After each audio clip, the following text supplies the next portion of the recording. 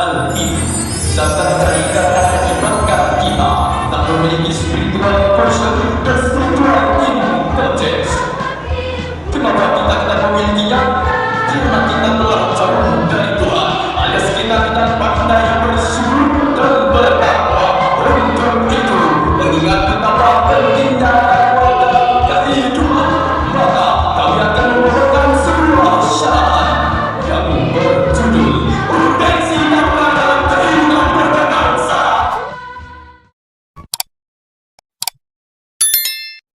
Assalamualaikum warahmatullahi wabarakatuh.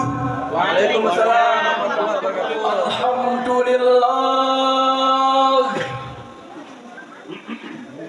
Alhamdulillahilladzi ja'alana ummatan sayyidina Muhammadan ibni Abdillah. Assalatu wassalamu ala Rasulillah wa ala alihi wa sahbihi wa man tabi'a risalah. Amma ba'd. Dewan juri yang arif nan bijaksana beserta hadirin wal hadirat yang kami banggakan, Majid Majidi, seorang sutradara Iran yang telah mendobrak dunia perfilman internasional. Dalam sebuah karyanya yang berjudul Children of Heaven mengatakan, Allah Tuhan kita yang maha gagah. Tak jarang kita jadikan sebagai tokoh dalam dunia fiksi yang kita kenali, namun kita jauh dengannya. Allah Tuhan kita yang maha agung. Tak jarang kita jadikan sebagai tokoh utama dalam dunia panggung yang sangat kita kenali, tapi sekali lagi kita jauh dengannya. Bila kita renungkan, ungkapan tadi membuka kesadaran kita pantas. Hidup kita menjadi resah dan gelisah, diselimuti oleh rasa gundah gulana, bahkan terjadi bukan dan air mata, menjadi lautan samudra bagaikan roda yang berputar tanpa arah dan tujuan dan tak tahu arah kemana melangkah. Yang ada hanyalah sengsara dan sengsara. Maka muncullah pelarian kepada hal-hal yang negatif, seperti berbuat kemaksiatan, kezaliman, kemungkaran, bahkan jatuhnya akhlak dan moral. Kenapa hal itu bisa terjadi? Menurut Mullah Sadra dalam karya monumentalnya yang berjudul Hikmah Muta'aliyah mengatakan, hal itu bisa terjadi karena diakibatkan kita tidak memiliki spiritual quotient dan spiritual intelligence. Kenapa kita tidak memilikinya? Karena kita telah jauh dari Tuhan, alias kita tidak pandai bersyukur dan bertakwa. Untuk itu, mengingat betapa pentingnya takwa dalam kehidupan, maka kami akan membawakan sebuah syarahan yang berjudul Urgensi Takwa dalam Kehidupan Berbangsa, dengan rujukan Al-Quran Surah Al-A'raf ayat 90. A'udzu billahi minasy syaithanir rajim.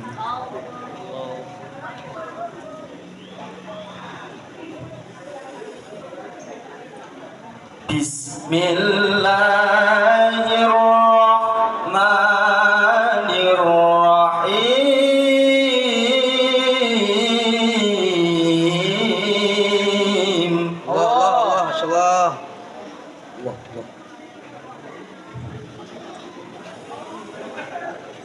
Walau anna ahlal qura amanu wattaqaw lafatahna alaihim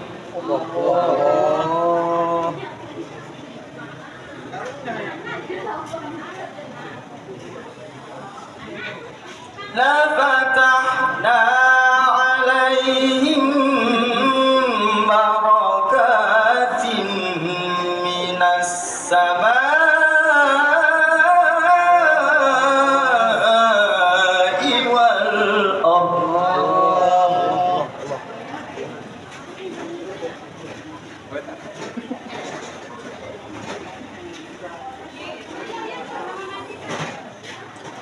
barakatim minas samai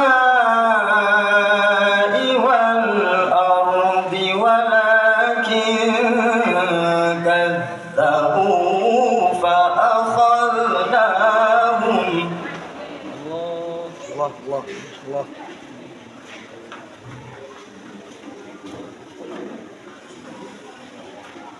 ولكن كذبوا فأخذناهم بما كانوا يكسبون.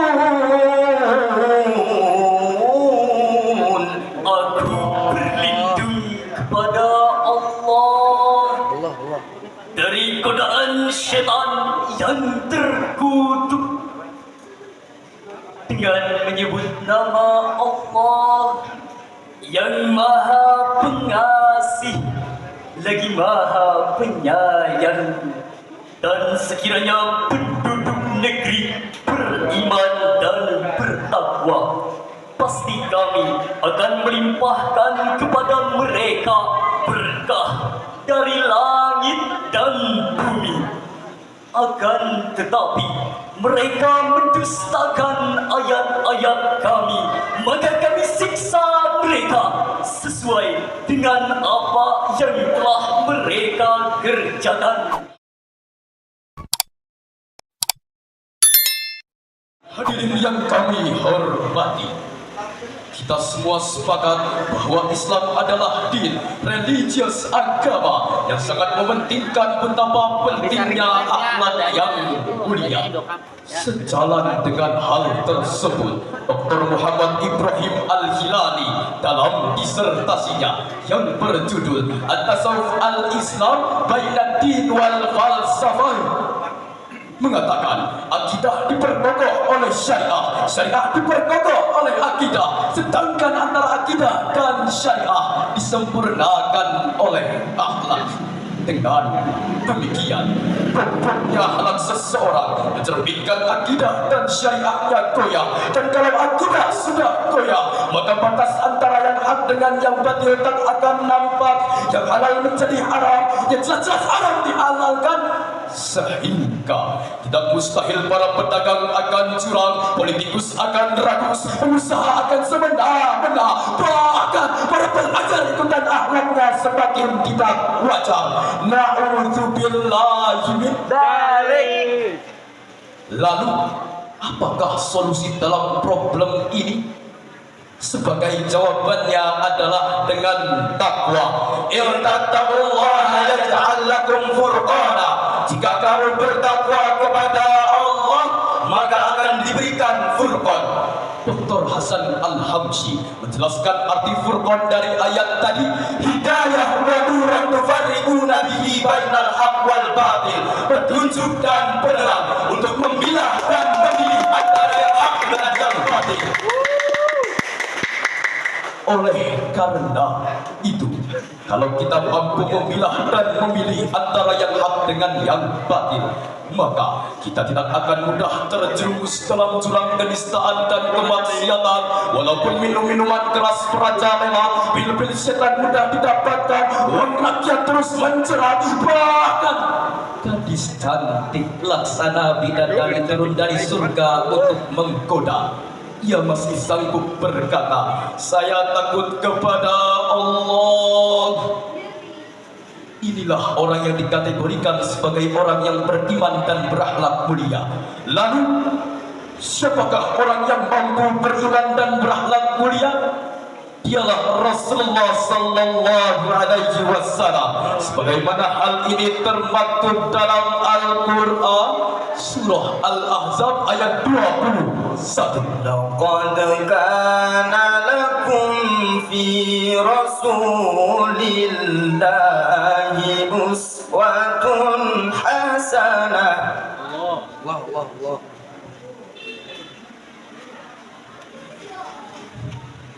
Fi rasulillahi uswatun hasanatun liman kana yarjullah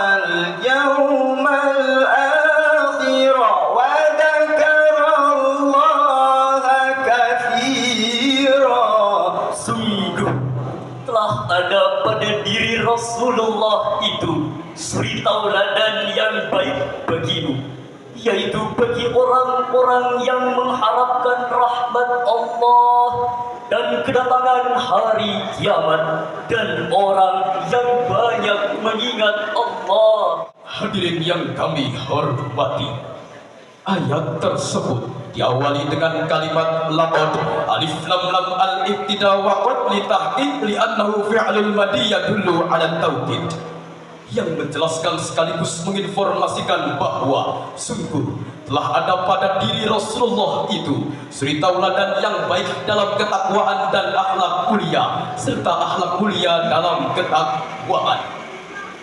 Maka pantas jika Abu A'la al-Maududi mengungkapkan Rasulullah example where all excellent have been hidden in one personality. Rasulullah adalah satu-satunya contoh yang terkumpul dalam diri seorang pribadi. Hadirin rahimakumullah. Lalu timbul pertanyaan, bagaimana keadaan bangsa kita jika kita kaitkan dengan ayat tadi? Sebagai jawabannya adalah alhamdulillah, masih banyak insan penduduk bangsa kita yang patut kita teladani untuk menuju ketakwaan yang sejati. Amin ya rabbal alamin. Namun hadirin, kita tidak bisa menutup mata dari kasus demi kasus banyak masyarakat kita yang belum mampu memiliki akhlak mulia dan bertakwa. Sebagai bukti, banyak para pemimpin bangsa kehilangan arah yang hanya meresahkan rakyat jelata. Uang dijadikan sahabat, di rumah emas berkarat-karat, tak peduli rakyat berharap yang penting ia dan keluarga selamat. Orang seperti ini akan diazab oleh Allah di akhirat. Na'udzubillahi min dzalik. Maka pantas jika bangsa kita gayakan koruptor, berjiwa gagal, bermental dajal, berjiwa tupai, bermental keledai, berjiwa sesat, bermental gila, yang siap menekan rakyat seperti kita. Betul hadirin? Pantas jika bangsa kita masih dalam keterburukan dan krisis berkepanjangan, reformasi yang kita cita-citakan tapi destruksi yang jadi kenyataan, pembangunan tinggal landas yang dicita-citakan tapi tinggal kandas yang dirasakan, pembangunan nasional ditambah-dambakan tapi bencana nasional multidimensional yang kita rasakan. Na'udzubillahi min dzalik. Dengan demikian hadirin, impianku untuk Indonesia agar Indonesia menjadi bangsa yang sejahtera. Tanamkan rasa cinta kita kepada Rasulullah sallallahu alaihi wasallam agar terlahir insan yang mulia dan bertakwa yang akan memimpin bangsa menuju Indonesia yang sejahtera dikenal sepanjang masa. Amin ya rabbal alamin. Jika sikap tersebut mampu kita aplikasikan bersama, niscaya bangsa Indonesia akan bangkit dari keterburukan yang selama ini kita rasakan dan mampu menciptakan bangsa yang sejahtera dalam ketakwaan dan takwa dalam kesejahteraan. Sebagaimana Allah pun berfirman dalam surah Al-Maidah ayat 9, wa'adallahu alladhina salihati lahum maghfirah.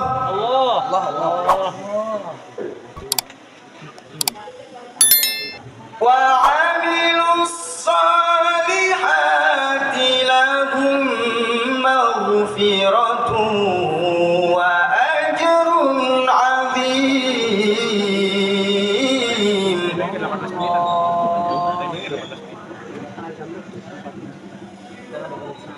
وعملوا الصالحات لهم مغفرة وأجر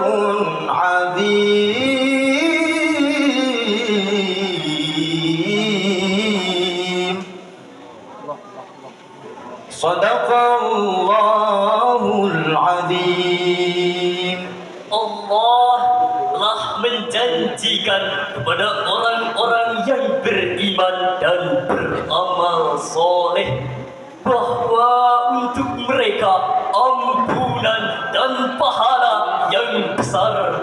Maha benar Allah dan Maha Agung. Hadirin yang kami hormati, demikian janji Allah apabila kita mau beriman dan bertakwa yang diimplementasikan dalam bentuk mau berusaha untuk menciptakan bangsa yang bertakwa dan berakhlak mulia.